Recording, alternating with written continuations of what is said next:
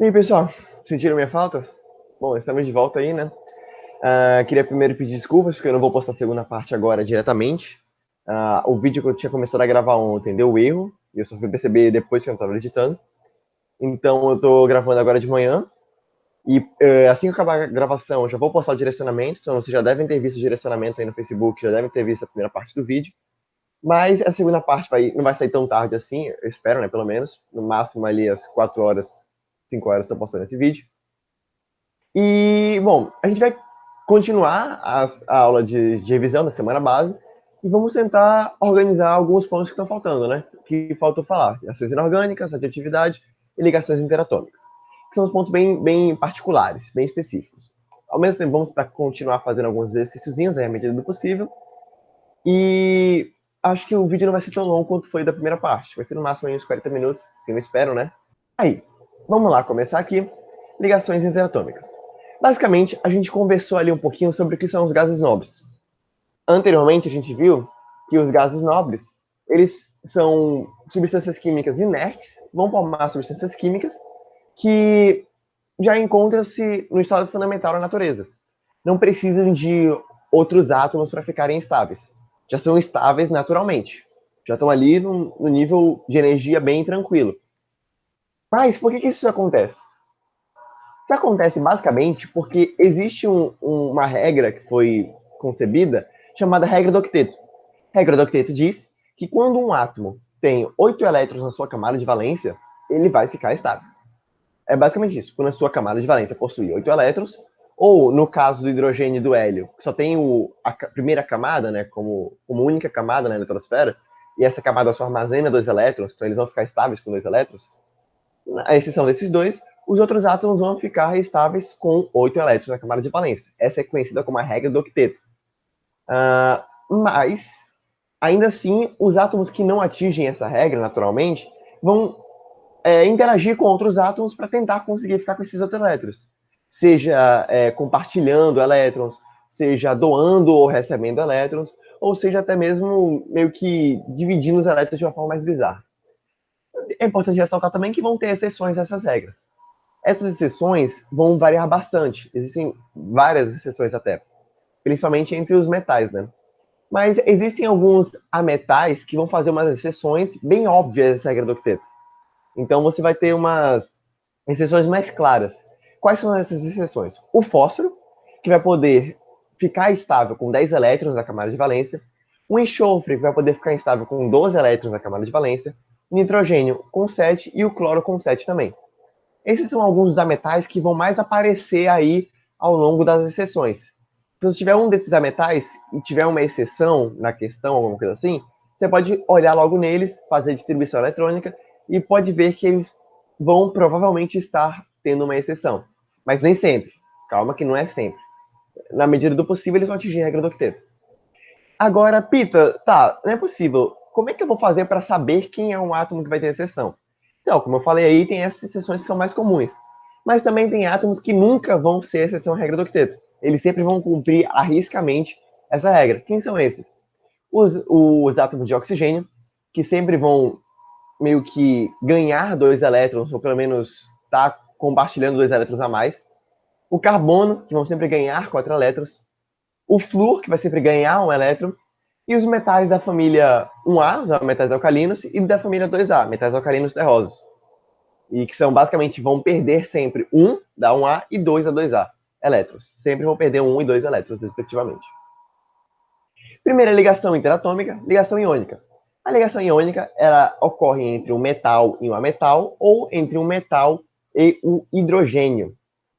Essa ligação ela vai consistir numa doação de elétrons. Um átomo vai doar elétrons e o outro átomo vai receber elétrons. É basicamente isso.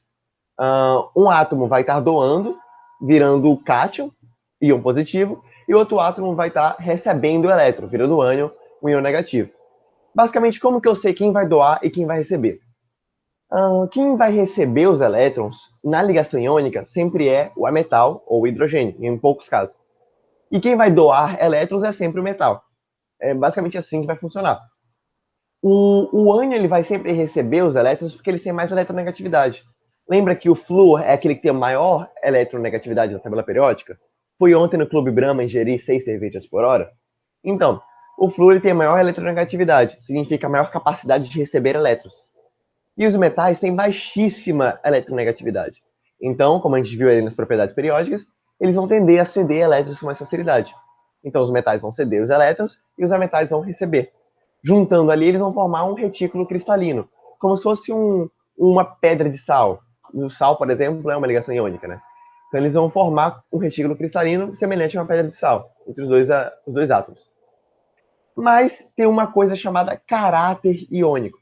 O Linus Pauling, isso mesmo cara da distribuição eletrônica, ele fala que quando quando dois átomos na ligação têm uma diferença de eletronegatividade maior que 1,7, essa ligação vai ter caráter iônico, mesmo que não seja ligação iônica. Por exemplo, uma ligação entre um ametal e um ametal. Mesmo que seja outra ligação que a gente vai ver mais à frente, que é covalente, vai ter um caráter iônico, porque a diferença de eletronegatividade é muito alta. Então é quase como se tivesse uma doação e uma recepção de elétrons, né? É quase, mas a ideia é um compartilhamento. E aí a gente tem aqui o retículo cristalino, a fotinha dele, e a fórmula eletrônica. A fórmula eletrônica ela vai ser uma forma de representar a ligação iônica, mas com o foco na disposição dos elétrons. Ou seja, você vai ter o que vai estar acontecendo com os elétrons, como é que vai ser essa doação. Nesse exemplo aqui no Cl2Mg, né, no MgCl2, cloreto de magnésio, eu vou ter um átomo de magnésio doando 2 elétrons para os átomos de cloro. Cada átomo de cloro recebendo um elétron. Isso aí é como você vai organizar a fórmula eletrônica. E a fórmula de um composto iônico é basicamente analisando só o número de átomos que estão interagindo ali. No caso, um átomo de magnésio e 2 átomos de cloro. E você vai ter sempre a disposição do cátion à esquerda e do ânion à direita. Ou seja, o magnésio, que está sendo cátion 2+, ou seja, está doando 2 elétrons, aqui, ó, 2+, tá à esquerda, e o cloro, que é um ânion, um menos, porque cada átomo de cloro está -1, e o negativozinho aqui, não sei se dá para perceber direito, mas ele está negativo, então ele vai ser o ânion à direita. Sempre essa disposição, cátion à esquerda, ânion à direita. Ligações metálicas. Ligações metálicas, como já diz o nome, uma ligação entre metais. Só isso. Só vão interagir metais.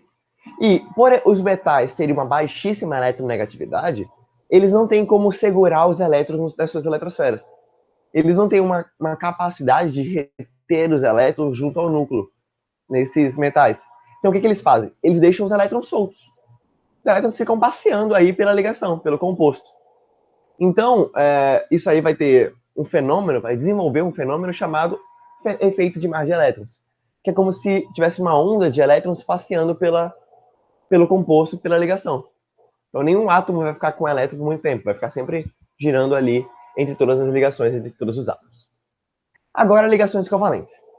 A ligação covalente é entre ametais, uma metal e outra metal, ou entre ametais e o hidrogênio. Na ligação covalente, diferente da iônica, eu não vou ter uma doação de elétrons, eu vou ter um compartilhamento. Ou seja, 2 átomos vão dividir um par de elétrons. Os 2 elétrons não vão ser nem só de um átomo, nem só do outro. Vai ficar como se fosse uma divisão dos dois. Vai pertencer à mesma eletrosfera dos dois. E aí, para decidir isso, você vai ter uma fórmula eletrônica. Basicamente, a fórmula eletrônica, assim como na ligação iônica, você vai ter um foco na disposição dos elétrons. E aí você tem alguns macetezinhos para começar a desenhar a fórmula eletrônica das ligações covalentes, que é o que o pessoal sente mais dificuldade normalmente, né? E o que é esse macete? Você vai dispor os átomos e você vai começar a posicionar os elétrons nessa ligação. Vamos fazer aqui no pentezinho como é mais ou menos essa disposição da fórmula eletrônica. Primeira coisa que você vai fazer é ver quantos elétrons estão interagindo ali naquela ligação. Quantos elétrons e quantos átomos, né? Então, vamos pegar um exemplo aqui. Vamos começar com ácido sulfúrico, que é para a gente já tirar as dúvidas aí, né? Fazer todos os efeitos que pudermos. H2SO4. Esse é o ácido sulfúrico. Primeira coisa que a gente vai fazer é ver quantos elétrons nós temos ao todo. E como é que eu sei quantos elétrons vai ter uma interação? você vai ver os elétrons que tem na camada de valência de cada átomo. O hidrogênio está na primeira coluna, ele vai ter um elétron na camada de valência, só que eu tenho 2 átomos de hidrogênio interagindo, então vai ser 1 vezes 2. Logo, eu vou ter 2 elétrons saindo dos hidrogênios. Depois, eu vou pegar o enxofre. O enxofre, na tabela periódica, vamos dar uma olhada aqui, ele está exatamente na família, no grupo dos calcogênios, embaixo do oxigênio. Então, ele vai ter 6 elétrons na última camada. Com os seus 6 elétrons na última camada, ele só tem um átomo de enxofre, então só vai ter 6 elétrons saindo de enxofre. O oxigênio, ele está no grupo dos calcogênios também, no mesmo do enxofre. Então ele também vai ter 6 elétrons na última camada. Só que eu tenho 4 átomos de oxigênio. 6 vezes 4, 24. Ao todo, eu tenho interagindo 32 elétrons. É isso que a gente tem aqui na questão. Tenho 32 elétrons nessa ligação do ácido sulfúrico. Agora, nós vamos dispor os átomos de forma que aquele que tenha a maior valência consiga ficar no meio sempre. O que seria a maior valência? É a maior quantidade de ligações possíveis. Por exemplo, o enxofre e o oxigênio, ambos têm valência 2. Mas o enxofre, como ele é uma exceção à regra do octeto, ele pode fazer 2 ligações a mais. Ele pode ter valência 4. Então, o enxofre ele vai ficar no centro, como ele é o que tem a maior valência 4. Aí vai ficar rodeado por 4 oxigênios. E cada oxigênio vai ficar ligado a um hidrogênio. Por quê? O hidrogênio tem valência 1. Então, se ele tem valência 1, ele só pode fazer uma ligação, ele vai ficar nas laterais. E o oxigênio ele tem valência 2. Então, ele vai ter que ficar ali entre um enxofre e um oxigênio. Ah, Pita, mas por que o enxofre não está ligado a um hidrogênio também?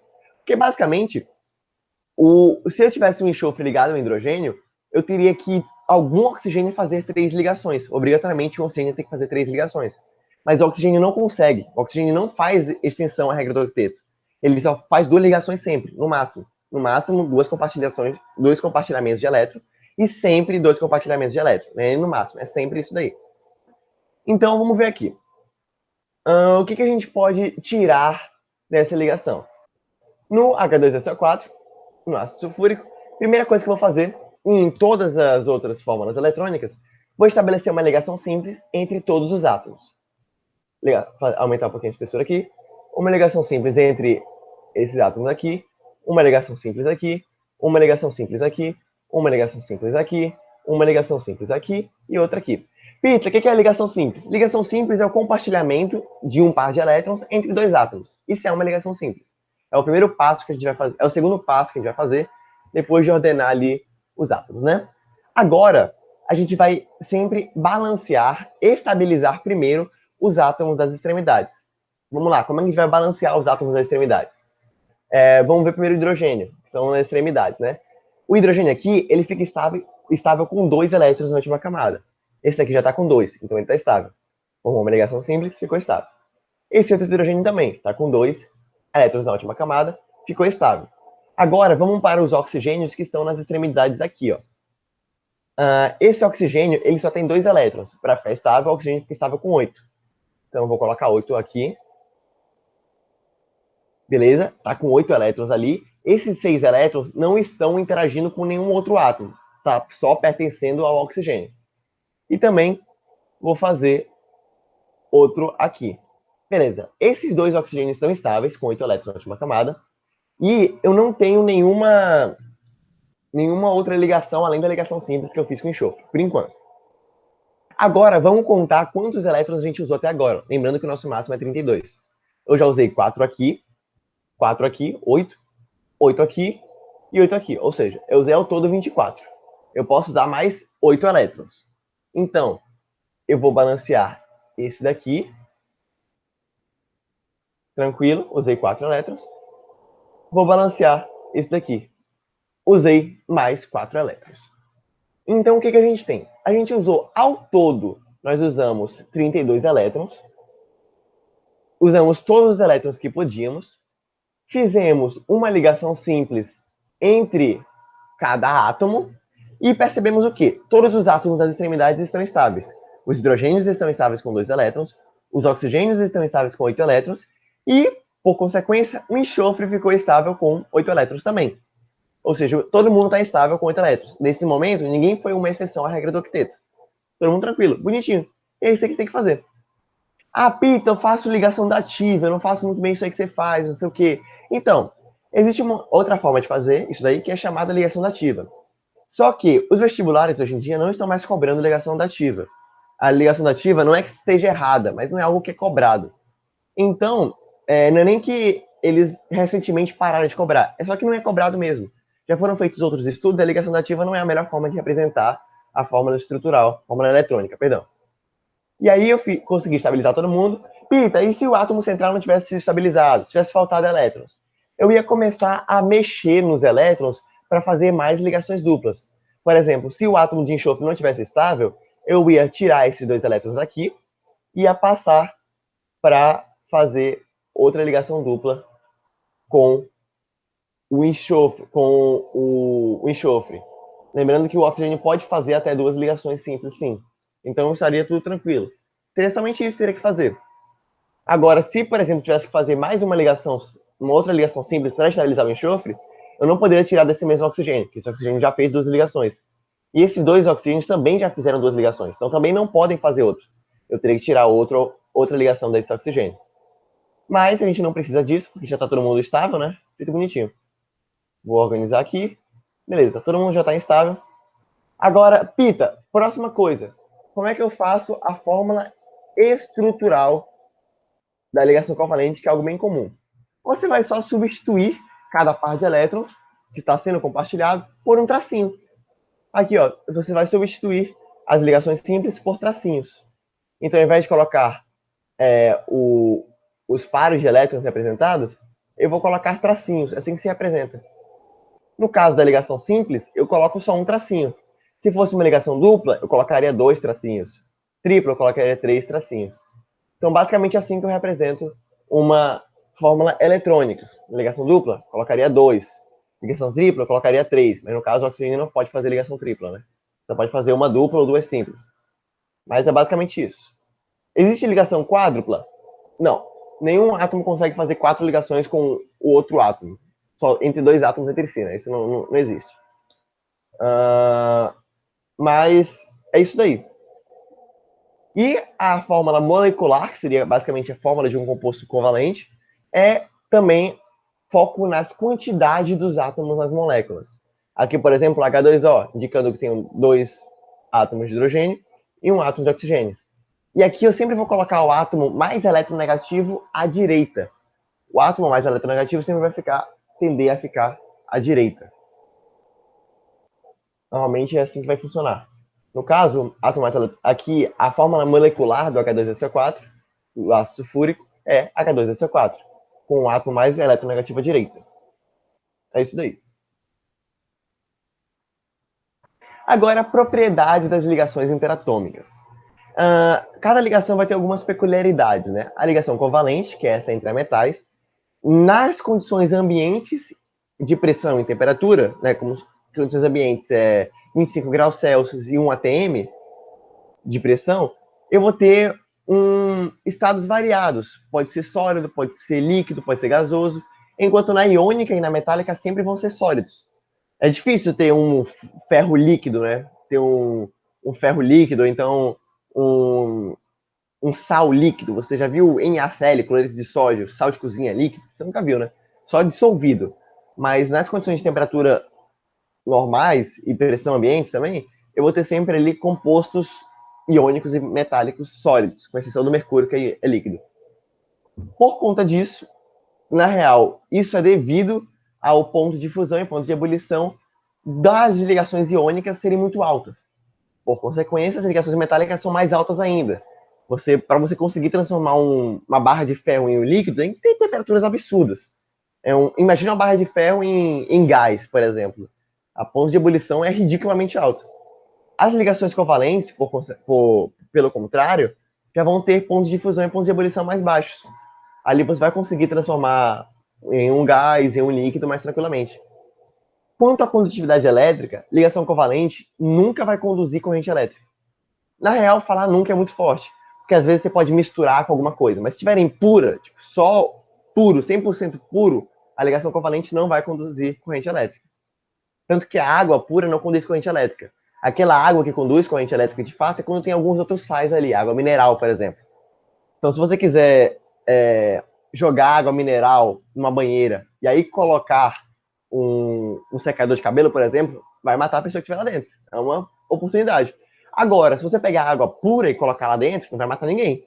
Então, já fica a dica aí para quem quiser matar o seu companheiro, seu parceiro, né? Mas beleza. Por outro lado, as ligações iônicas, elas vão conduzir corrente elétrica, mas só quando elas estiverem no estado líquido, ou seja, quando você tiver aquecido elas o suficiente para ficar no estado líquido, ou quando elas forem dissolvidas em água, forem ionizadas ali através da água. E as ligações metálicas sempre vão conduzir corrente elétrica, sempre, em qualquer estado que seja. E é importante lembrar que as ligações iônicas vão formar retículos cristalinos, que é aquele cubozinho que a gente fez aqui do Sol, ó, como se cada átomo tivesse ligado a 6 outros. As ligações iônicas sempre vão formar esses átomos.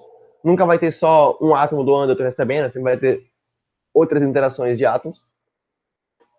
E nas ligações metálicas, eu vou ter uma maleabilidade muito grande, lembra? Conseguir mexer de forma a transformar em barra, transformar em fio, transformar em lâmina. E resistência muito alta também, para você conseguir entortar depois que já feito, né? É um pouco mais duro, para conseguir quebrar é um pouco mais duro também.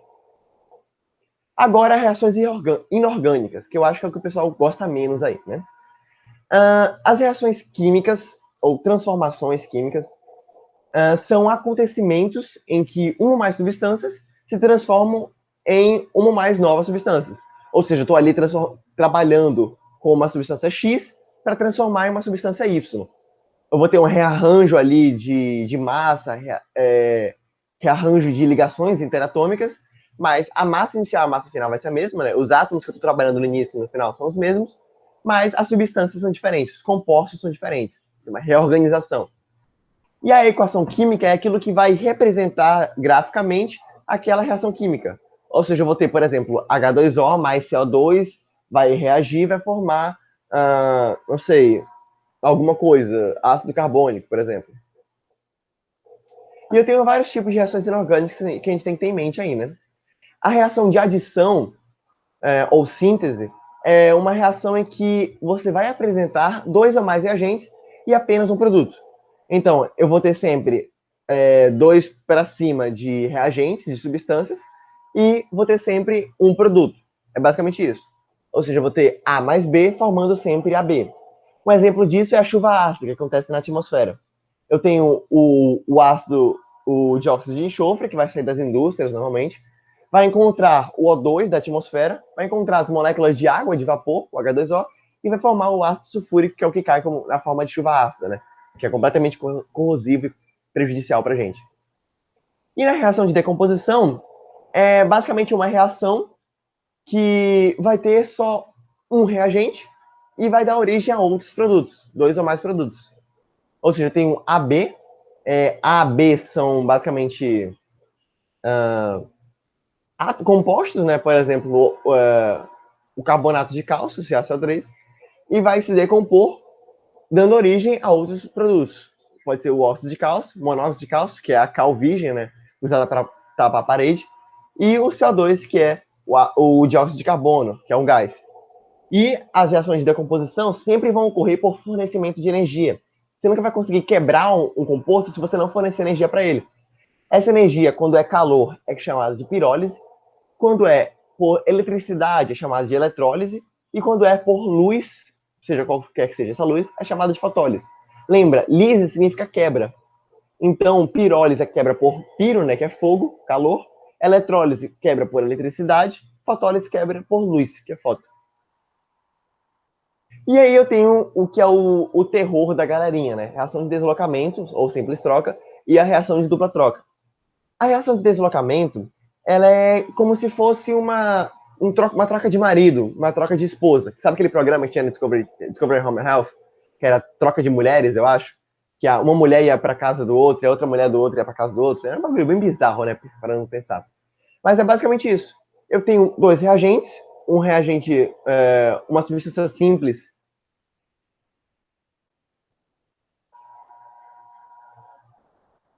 E a reação de deslocamento, ou simples troca, é basicamente quando eu tenho um casal, ali que a mulher está insatisfeita com o marido, e ela vai basicamente trocar de marido. Ela viu outro marido que é melhor ali, o cara que é mais da hora, ali, pensando, pô, esse cara aí parece melhor, né? Acho que ele consegue atender melhor aí a minha vida. Então ela vai lá, larga o primeiro cara e vai pro segundo, que é mais gente boa, mais suave.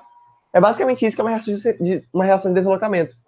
Então, basicamente, o que eu tenho? Uma substância simples, substância simples é aquela que é formada só por um elemento químico, só por um átomo de um elemento químico, podem ser dois átomos, né, mas três átomos, mas é só um elemento químico, e outra substância composta, que é mais de um elemento químico.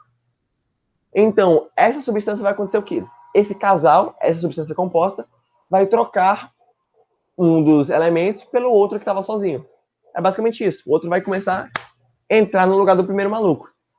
Então, o que acontece? Normalmente, ou vai ter uma troca de cátions, ou seja, eu tenho ali um cátion e um ânion, que vai, e o outro é um metal, por exemplo, vai trocar entre os cátions, obviamente, ou quando tem um cátion e um ânion e o outro é um ametal, vai trocar entre os ânions, que o ametal vira ânion e o metal vira cátion, né?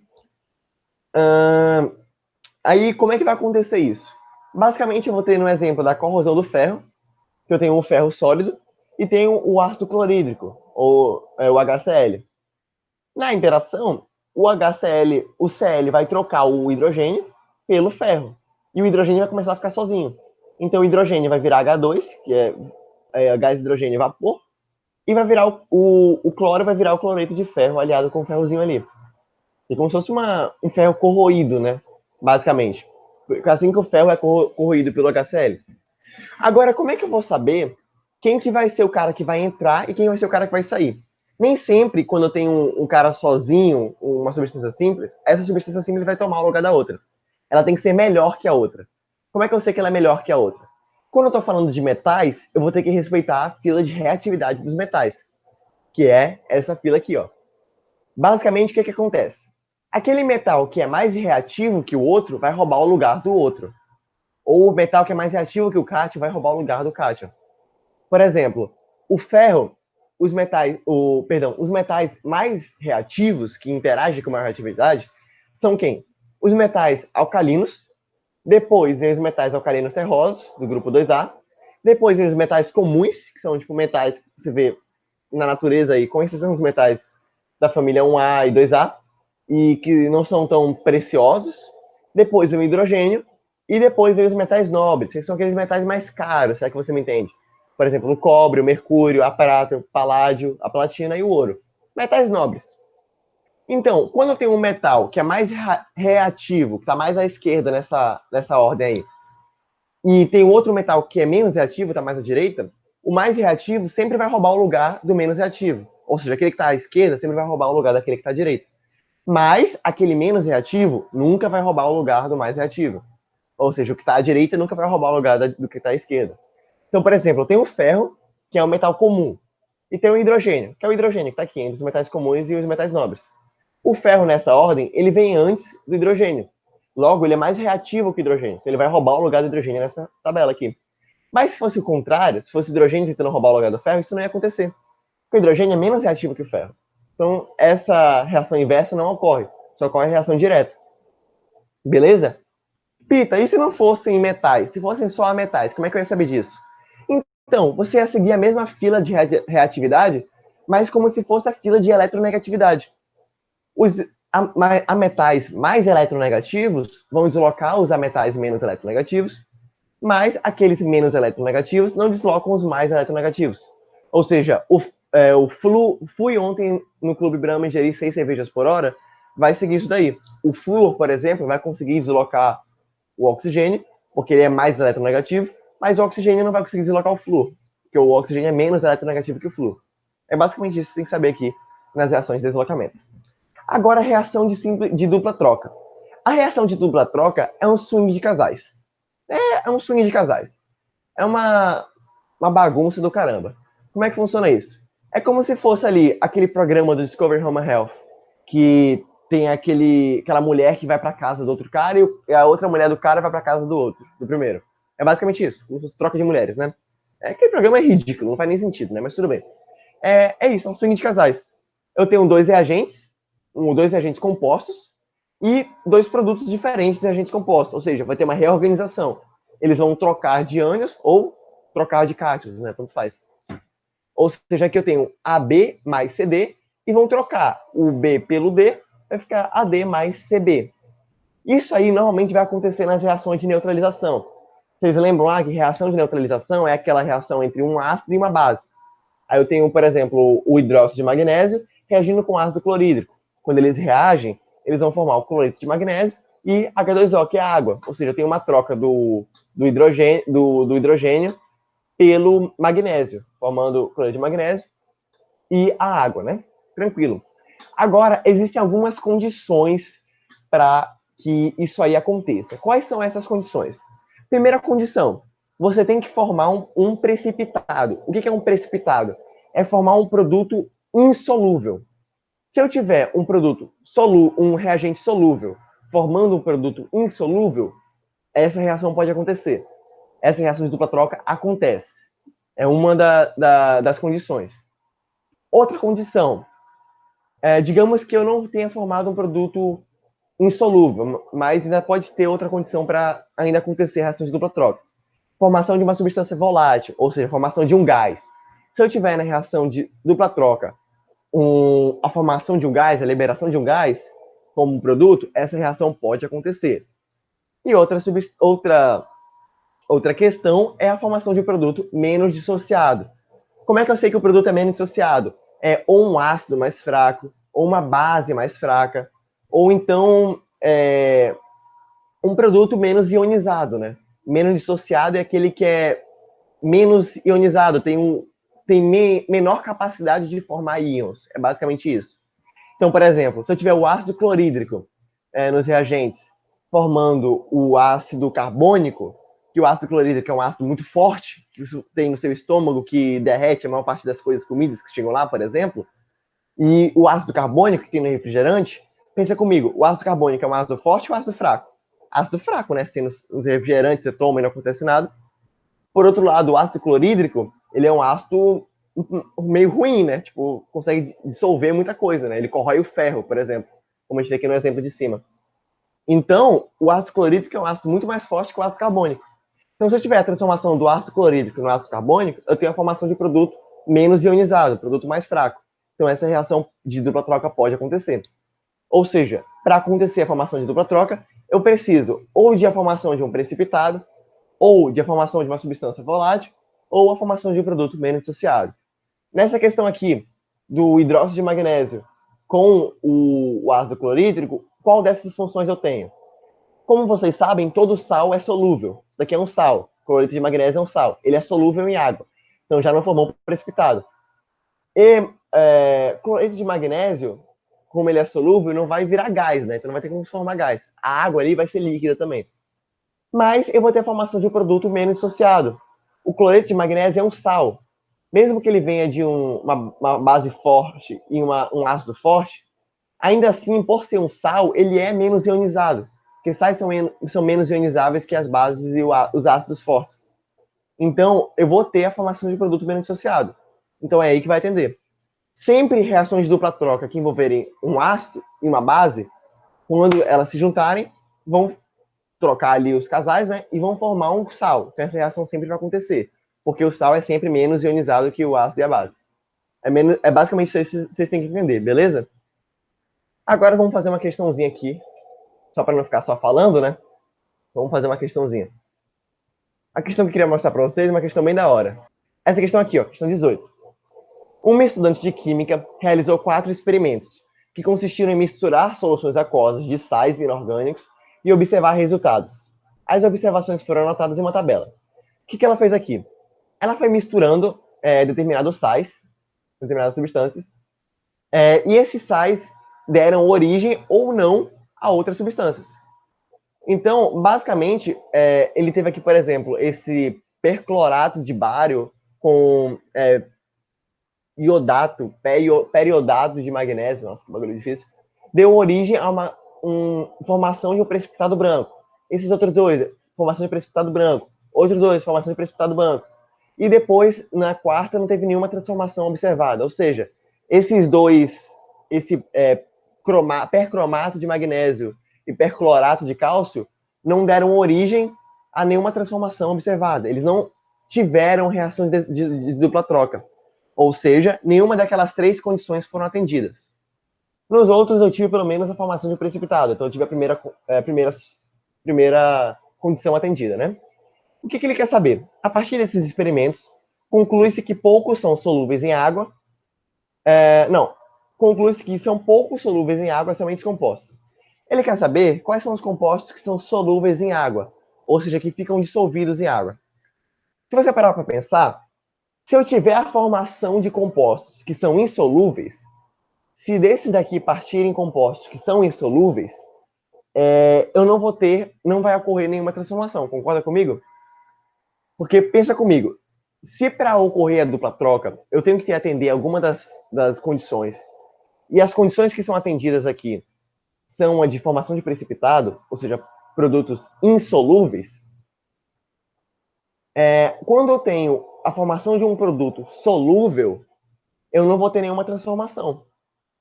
Se eu tiver formação de precipitado, formação de produtos insolúveis, eu tenho transformação. Ou seja, eu tenho reação e eu tenho produtos pouco solúveis. Agora, se eu tiver produtos que são solúveis em água, eu não vou ter transformação. Ou seja, esse percromato de magnésio com esse perclorato de cálcio formam produtos solúveis, que é o que a questão não quer. A questão quer saber quem são os produtos solúveis. Então, como é mais fácil a gente ver quem são os solúveis, vamos ver quais são os produtos solúveis para eliminar logo aqui nas respostas. Se a gente tiver um produto solúvel, então a gente já está com a alternativa errada, né? Ele só quer saber os que são insolúveis, são pouco solúveis. Então vamos calcular aqui, ver o que vai dar nessa transformação, o que daria na transformação se ela tivesse acontecido, para então eliminar das alternativas esses produtos solúveis, que são dissolvidos em água. Vamos lá. Vamos ver aqui. Primeiro a gente tem que ver quais são os produtos que estão interagindo de fato, né? Quem está interagindo aqui? O percromato de magnésio,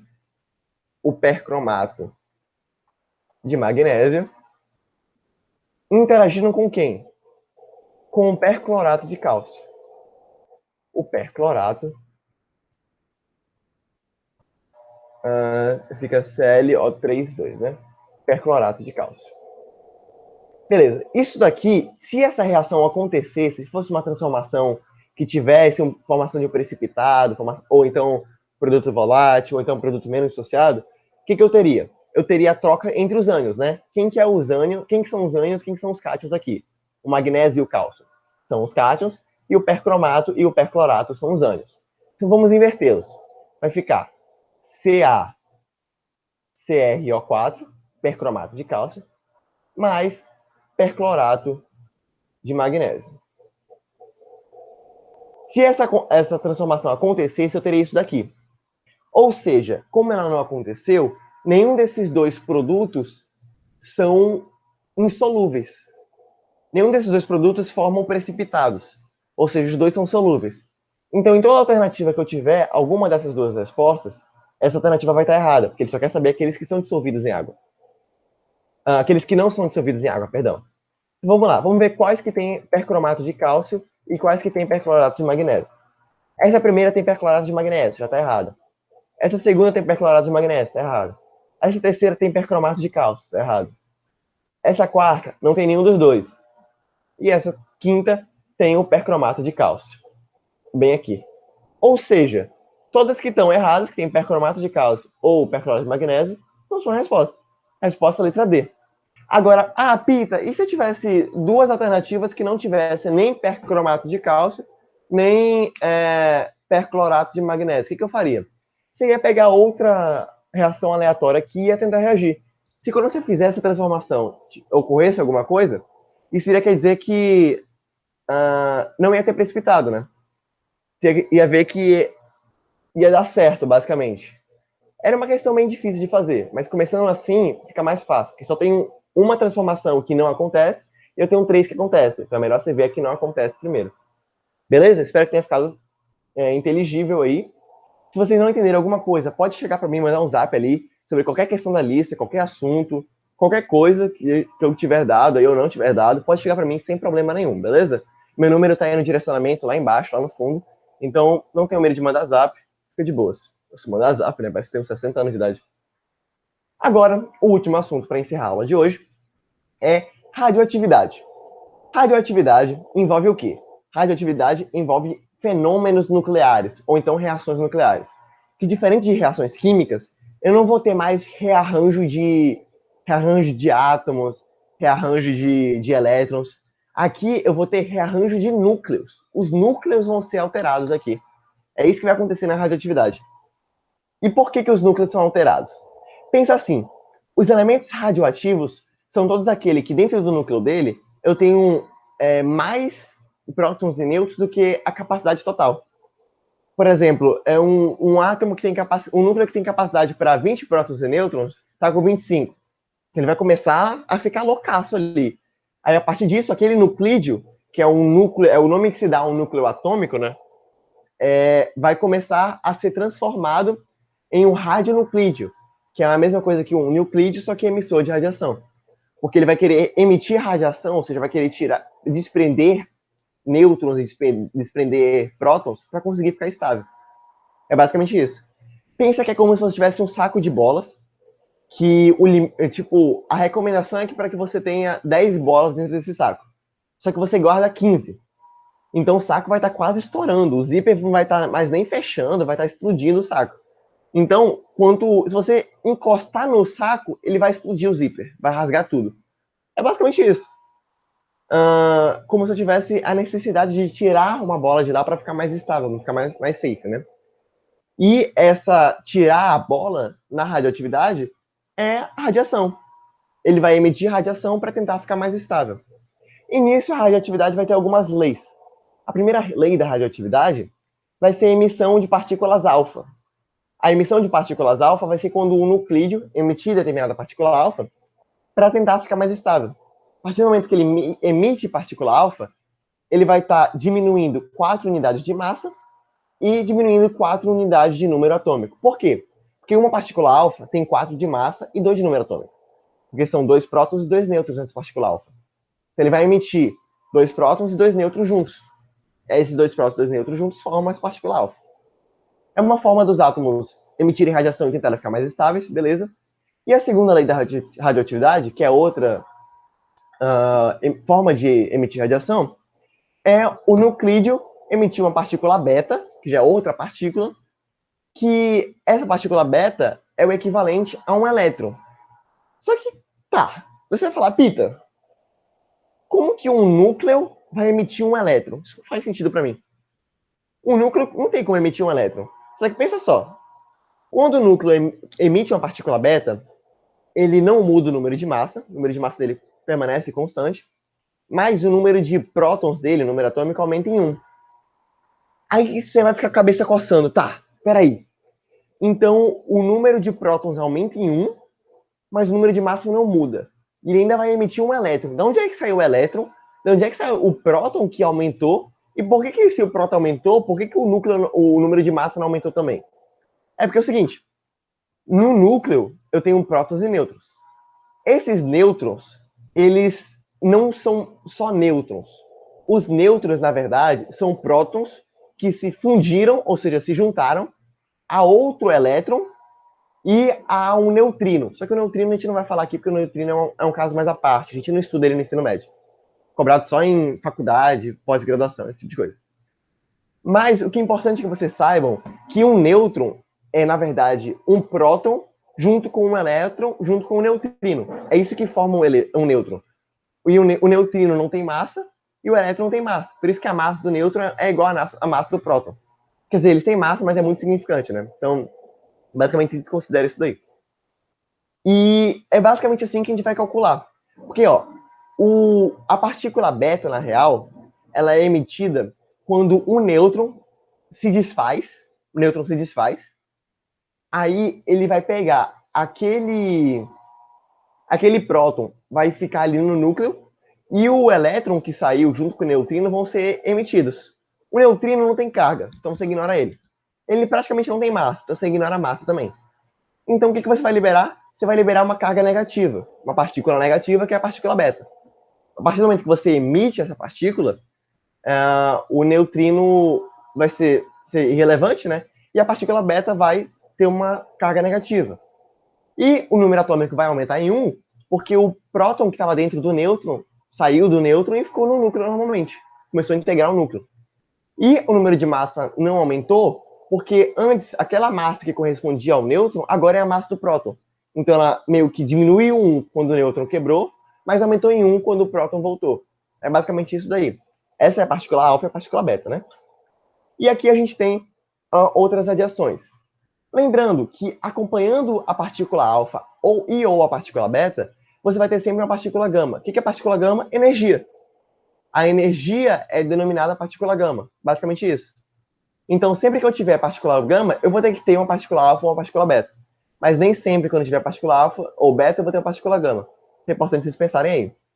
Aí o símbolo da partícula alfa, normalmente esse alfa, né, grego, ou o L, porque é como se fosse um átomo de hélio, com 4 de massa e 2 de número atômico, que tem 2 prótons e 2 nêutrons, a massa é igual a 4, a velocidade dele é 5 a 10% da velocidade da luz, ou seja, é uma velocidade mais baixa, né, comparada às outras, e tem um poder de penetração muito baixo.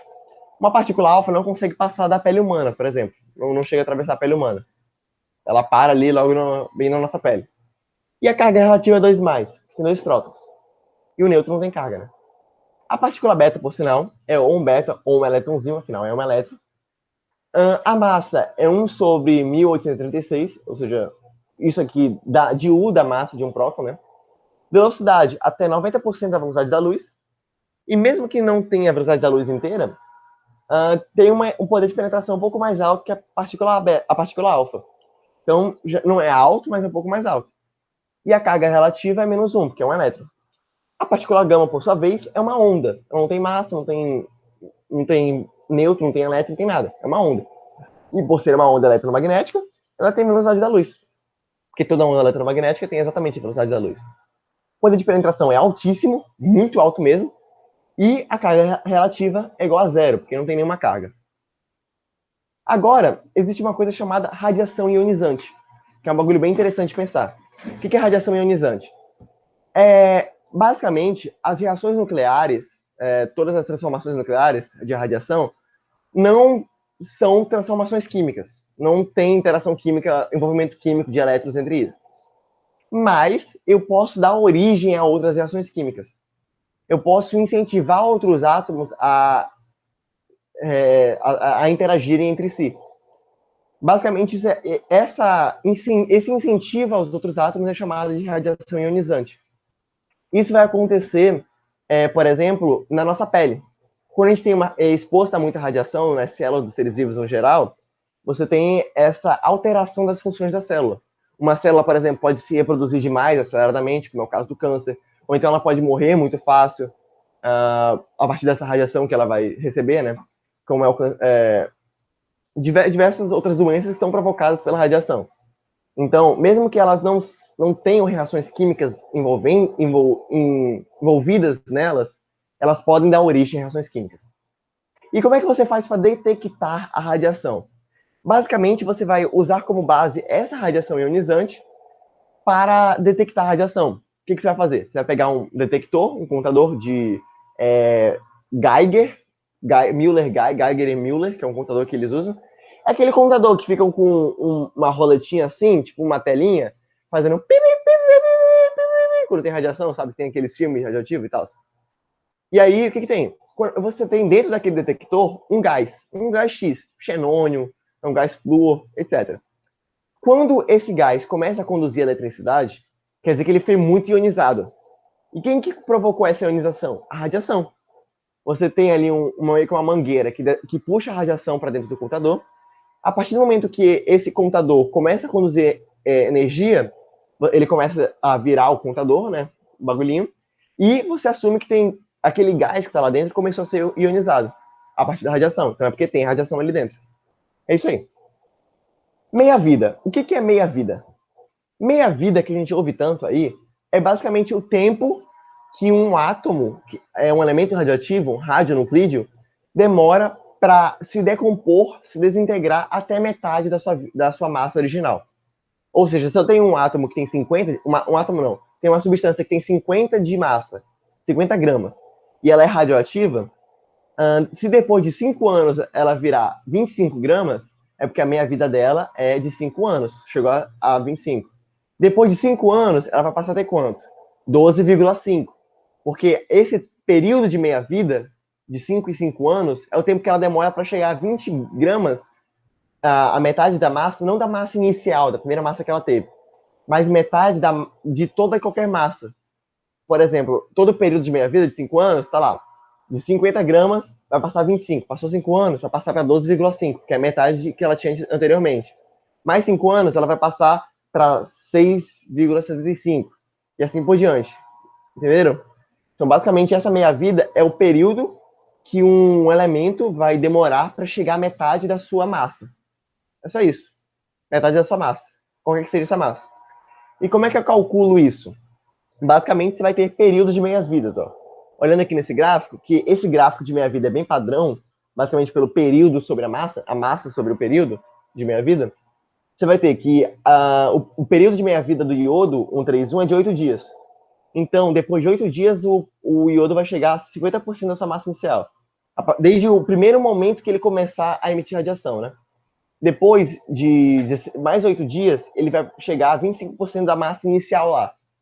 Depois de mais 8 dias, ele vai chegar a 12,5% da primeira massa dele. Mas se você comparar entre os períodos de meia-vidas, é sempre metade, metade. Ou seja, meio, meio, meio. Para quem não sabe, para quem não gosta, pelo menos, isso daqui é uma curva exponencial de decaimento. É o gráfico de uma função exponencial. Sei, função exponencial é uma bosta. Mas é importante aprender, né? E para calcular isso, você vai usar o quê? Uma função exponencial. Vai colocar 1 sobre 2 elevado a x, vezes a massa inicial, é sempre a massa final. O que é x? É o período de meia-vida. Se passaram 10 anos e o período de meia-vida é igual a 2, quantos períodos de meia-vida eu tive? Tive 5 períodos. 10 dividido por 2 é 5. Ou seja, eu tive 10 anos com 2 de período de meia-vida. Ao todo, eu tive 5 períodos de meia-vida. Então, vou colocar 1 sobre 2 elevado a 5. E a massa inicial é a primeira massa tipo, que eu tive no primeiro momento. Então, a partir do instante zero, eu tenho a massa inicial. Calculando isso, eu vou obter sempre a massa final. Você pode brincar com essa formulazinha aqui para achar, ou achar o período de meia-vida, ou achar a massa inicial, depois se você precisar, etc. E assim vai, né? É isso aí. Agora, reações nucleares. Basicamente, a reação nuclear primeira que você tem que pensar é a transmutação nuclear. O que é transmutação nuclear? É a transformação de um nuclídeo, de um átomo, em outro. Você vai pegar um átomo, por exemplo, um átomo de hélio, e vai transformar em um átomo de cálcio. É isso daí. Você vai ficar bombardeando esse átomo com partículas alfa e vai transformar em um átomo de cálcio. Mas como é que eu faço isso? Eu pego um átomo de hélio, coloco num recipiente fechado. E do lado desse átomo de hélio, eu boto um elemento radioativo. Boto um polônio, boto um rádio, boto qualquer elemento radioativo. Esse elemento radioativo vai começar a emitir partículas alfa. Essas partículas alfa vão bater no átomo de hélio e vão começar a interagir com o núcleo do átomo. Vão começar a interagir até o momento que elas vão entrar nesse núcleo. Quando elas entrarem nesse núcleo, eu vou ter a formação de um átomo novo. Esse átomo novo vai ter um número atômico, um número de massa diferente, porque incorporou aqueles átomos que vieram, né?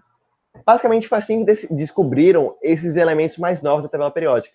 A partir do polônio ali, do número atômico 82, 83 mais ou menos, todos os átomos são artificiais, foram descobertos através de transmutação nuclear. Nenhum foi encontrado na natureza. Eles são encontrados através dessa porrada com radiação. Beleza? E é assim que acontece. Ó. Tem um átomo que vai emitir uma partícula alfa. Essa partícula alfa vai entrar no núcleo de um outro átomo, vai ser incorporado uma parte e vai ser liberado normalmente um próton. Normalmente libera-se o próton nessa reação, né? A partir de uma partícula alfa. Ou seja, ele vai incorporar um próton e 2 nêutrons e vai liberar o outro próton que veio da partícula alfa. Basicamente isso. Próxima reação nuclear é a fissão nuclear, que vocês conhecem melhor. Fissão significa o quê? Quebra. Fissão é quebra. Fissura, rachadura, quebra. E o que é isso daí? É quando você, ao invés de juntar, ao invés de somar com um núcleo, você vai quebrar esse núcleo em núcleos menores. Você vai pegar uma partícula e vai atirar essa partícula num núcleo de um átomo aleatório.